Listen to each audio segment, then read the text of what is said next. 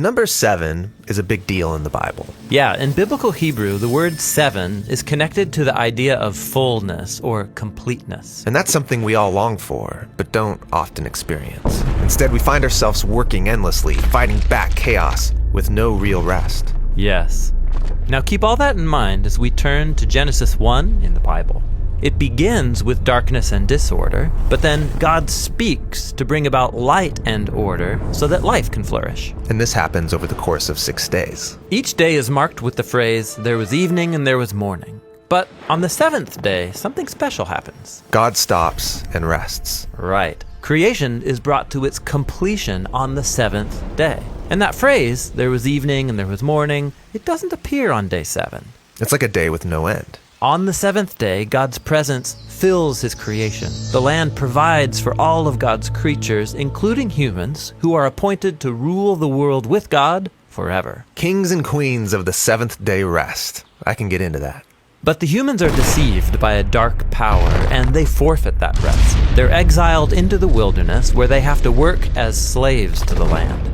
Until they die and return to the dust from which they came. But God wants to restore humanity back to that 7th day rest. So he chooses to give the family of Israel that experience of ultimate rest so they can share it with others. But how? They're in Egypt, slaves to an oppressive empire who's grinding them into the dust. So God confronts Egypt and he liberates the Israelites, taking them through the darkness and chaos on the way to the promised land. Now, while they're on their way, they find themselves in the wilderness. It's easy to get lost. Life is a struggle. They're not in the land of rest yet. But while they're on the way, God invites them in the wilderness to start living as if they're in the promised land. But how do you practice the future rest in the wilderness? Well, God tells them that every 7th day they are to stop their work, or in Hebrew, to Shabbat, so that they can rest and enjoy God's good world. So take a whole day to live as if the ultimate rest has already come. Yeah, this is the Sabbath, celebrated every week on the 7th day.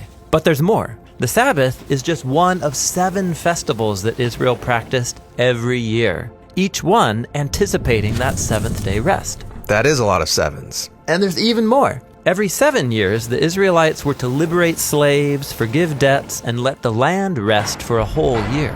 And then, every 7 times 7 years was the ultimate 7th day rest, called the Year of Jubilee. If anyone had lost their land or gone into debt, all was forgiven, everything restored.